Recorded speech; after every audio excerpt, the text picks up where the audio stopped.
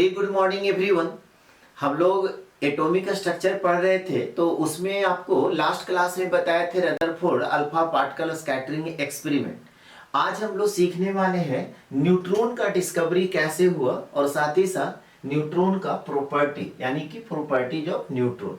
अब देखिए न्यूट्रॉन का डिस्कवरी जो हुआ तो इसके पहले Rutherford alpha particle scattering experiment कर चुके थे। तो रदरफोर्ड साहब का ये कहना था कि एटम का मैक्सिमम भाग है सो खाली होता है और एटम में जो पॉजिटिव चार्ज होता है वो सेंटर में होता है और उसी को वो क्या नाम दिए, न्यूक्लियस दिए। लेकिन रदरफोर्ड साहब को ये बात तो चलिए समझ में आ गया कि कोई भी एटम में जितना नंबर ऑफ इलेक्ट्रॉन होता है उतना नंबर ऑफ प्रोटॉन होता है और प्रोटॉन पे पॉजिटिवली चार्ज होता है, इलेक्ट्रॉन पे नेगेटिवली चार्ज होता है, तो दोनों एक दूसरे को काउंटर बैलेंस करके न्यूट्रल कर देता है। ये बात सबको समझ में आ रहा था, लेकिन रदरफोर्ड को ये बात नहीं समझ में आ रहा था कि अगर हर एक एलिमेंट में सिर्फ और सिर्फ अगर इलेक्ट्रॉन और प्रोटॉन है तो डिफरेंट डिफरेंट एलिमेंट का मास नंबर डिफरेंट क्यों होता है। तो इनके दिमाग में ऐसा चल रहा था और लोगों से ये अपने दोस्तों से बात करना शुरू कर दिए, लोगों को ये बताना शुरू कर दिए कि यार मेरे को ऐसा लगता है ना कि हर एक एटम में एक तीसरा तरह का भी, कम से कम एक कोई तीसरा तरह का भी पार्टिकल है और वो ये भी बात बता चुके कि वो न्यूट्रल होगा। मेरे को ऐसा लगता है कि वो न्यूट्रल होगा और उसका मास जो है करीब करीब प्रोटॉन के मास के बराबर होगा।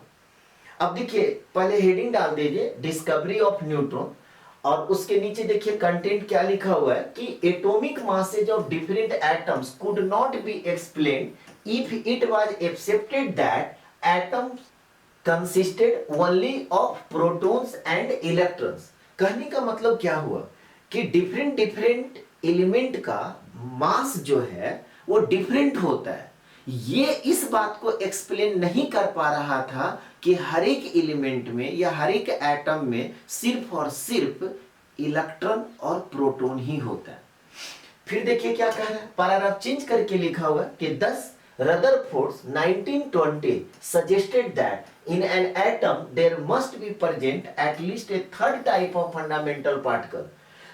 1920 ईस्वी का बात है कि रदरफोर्ड सब लोग को ये बता रहे थे, सजेस्ट कर रहे थे कि अपना वो बात रख रहे थे कि मेरे को ऐसा लगता है कि हर एक एलिमेंट में एक तीसरा तरह का, कम से कम एक तो है, तीसरा तरह का भी पार्टिकल है जो इलेक्ट्रिकली न्यूट्रल है। ठीक है, देखिए कह रहा है कि at least a third type of fundamental particle which should be electrically neutral. ये बात रदरफोर्ड बता रहे हैं। And possesses mass nearly equal to that of proton, और उसका मास जो है प्रोटॉन के मास के बराबर है। लेकिन उनके बात पे कोई ध्यान नहीं दे रहा था। 12 साल के बाद यानी कि 1932 में लोगों को बता रहे थे, तो ये बात धीरे धीरे सब लोग को भी समझ में आने लगा कि नहीं, रदरफोर्ड जो बोल रहे हैं वो सही बोल रहे हैं। क्यों? क्योंकि अगर सिर्फ इलेक्ट्रॉन और प्रोटॉन रहता तो समझ में आता है कि हाँ हर एक एलिमेंट न्यूट्रल है, लेकिन डिफरेंट डिफरेंट एटम का मास नंबर डिफरेंट क्यों है। तब जाकर के 1932 ईस्वी में क्या हुआ, जेम्स चैडविक बेरिलियम एटम पे अल्फा पार्टिकल से बम्बार्ड करा दिया। तो देखे क्या कि वहां से कार्बन के साथ साथ एक और तीसरा तरह का पार्टिकल निकल रहा है, मतलब वहां पे जो रेडिएशन हुआ वो न्यूट्रल है। कैसे पता चला? तो उसको इलेक्ट्रिक और मैग्नेटिक फील्ड से जब पास कराया गया तो अपने रास्ते से डेविएट नहीं हुआ। तो इसको भी आप पैराग्राफ चेंज करके लिख लीजिए कि 1932 James Chadwick bombarded on thin sheet of beryllium with a stream of alpha particle. He observed that penetrating radiation were produced which were not affected by electric and magnetic field। जब alpha particle से bombard कराए beryllium atom पे, तो वहां से जो radiation हुआ उसको जो इलेक्ट्रिक या मैग्नेटिक फील्ड से पास जब कराया गया तो देखा गया कि उस पर कोई अफेक्ट नहीं हो रहा है, यानी कि कोई डेविएशन नहीं हो रहा है। तो मान लिया गया, कहता है these radiation consisted of neutral particle, यानी कि जो रेडिएशन हो रहा था उसको मान लिया गया कि ये क्या है, न्यूट्रल है। क्यों? क्योंकि इलेक्ट्रिक और मैग्नेटिक फील्ड पे कोई इफेक्ट नहीं हो रहा था। कह रहा है व्हिच वेयर कॉल्ड न्यूट्रॉन्स, और उसी का नाम है सो रखा गया न्यूट्रॉन। यानी कि फिर ये दुनिया लोग वाले को ये मानना पड़ा कि इलेक्ट्रॉन और प्रोटॉन के अलावे भी एक तीसरा तरह का फंडामेंटल पार्टिकल है जो न्यूट्रल होता है, उसका मास करीब करीब प्रोटॉन के मास के बराबर होता है। तो यही देखिए आपका बेरिलियम एटम है, इस पे अल्फा पार्टिकल से बम्बार्ड कराया गया तो यहां से कार्बन और साथ ही साथ है सो न्यूट्रॉन मिला। तो इस तरह से है सो न्यूट्रॉन का डिस्कवरी हुआ। इसको नोट कर लीजिए। यहां तक सभी लोग कंप्लीट कर लिए। चलिए अब इसका हम लोग प्रॉपर्टी देखते हैं। हेडिंग डाल दीजिए प्रॉपर्टीज ऑफ न्यूट्रॉन। सबसे पहला प्रॉपर्टी में क्या हुआ कि न्यूट्रॉन्स आर न्यूट्रल पार्टिकल। कैसे पता चला कि वो न्यूट्रल पार्टिकल्स है? कहता है दीज हैव नो चार्ज, उस पर कोई चार्ज भी नहीं है। Hence neutrons are not deflected by electric और मैग्नेटिक फील्ड।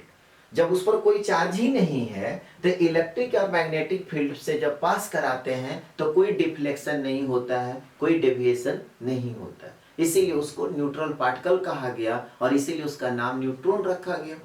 सेकेंड में क्या कहता है कि mass of neutron is 1.675 into 10 to the power -24 gram. याद कीजिए रदरफोर्ड यही बात बताए थे ना कि जो तीसरा तरह का फंडामेंटल पार्टिकल होगा, उनको ऐसा लग रहा था उसका मास जो है प्रोटॉन के मास के करीब करीब बराबर होगा। बाद में जब एक्सपेरिमेंट देखा गया, जब न्यूट्रॉन का डिस्कवरी हुआ तो पता चला कि न्यूट्रॉन का जो मास है वो प्रोटॉन के मास से थोड़ा सा स्लाइटली ज्यादा है। क्यों? क्योंकि प्रोटॉन का जो मास है 1.67, यहाँ पे तीसरा डिजिट में 3 होता है और यहां पर तीसरा डिजिट में यहाँ पे क्या है 5 है। अगर आपसे पूछा जाए कि प्रोटॉन का मास क्या होगा तो 1.673 into 10 to the power -24 gram और न्यूट्रॉन का जो मास है 1.675 इंटू 10 टू द पावर -24 ग्राम। This mass of neutron is nearly equal to that of proton. इसीलिए कहा गया कि न्यूट्रॉन का जो मास है प्रोटॉन के मास के करीब करीब बराबर है। तीसरा पॉइंट में क्या कहता है कि न्यूट्रॉन हैज नो चार्ज, इस पर कोई चार्ज नहीं है। Therefore E/m value for neutron is 0। तो न्यूट्रॉन का अगर आप E/m वैल्यू, E/m को क्या बोलते थे? Specific charge. तो अगर कहता है कि E/m वैल्यू बताइए, स्पेसिफिक चार्ज बताइए न्यूट्रॉन का, तो 0 हो जाएगा। समझ में आ रहा है? तो नीचे लिख लीजिए कि 10 like electron and proton comma neutron is also a fundamental particle of the element। तो जब न्यूट्रॉन का डिस्कवरी हुआ तो पहले जिस तरह से इलेक्ट्रॉन और प्रोटॉन को फंडामेंटल पार्टिकल कहा जाता था, न्यूट्रॉन को भी फंडामेंटल पार्टिकल कहा जाने लगा। फंडामेंटल पार्टिकल क्यों कहा जाने लगा? क्योंकि हर एक एलिमेंट में इलेक्ट्रॉन और प्रोटॉन होता था। ठीक उसी तरह से हर एक एलिमेंट में इलेक्ट्रॉन, प्रोटॉन और न्यूट्रॉन होता है।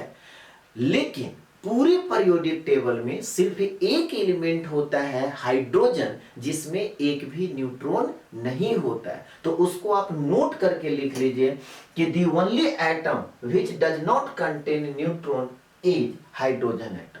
हाइड्रोजन ही एक ऐसा एटम है जिसमें एक भी न्यूट्रॉन नहीं होता है। इसको नोट कर लीजिए। यहां तक कंप्लीट कर लिए। चलिए अब हम लोग देखते हैं फाइनल कंक्लूजन। सब कुछ बता दिया गया। अगर आपसे पूछा जाए मास ऑफ न्यूट्रॉन बताइए तो क्या बताए? 1.675 इंटू 10 टू द पावर -24 ग्राम। इसी को अगर आपसे कहा जाता है कि किलोग्राम में बताइए क्या होगा, तो यही हो जाएगा 1.675 into 10 to the power -27 kilogram. इसी को AMU में अगर आपसे पूछा जाए तो 1.0086 AMU atomic mass unit. Charge है सो न्यूट्रॉन का क्या हो गया? 0।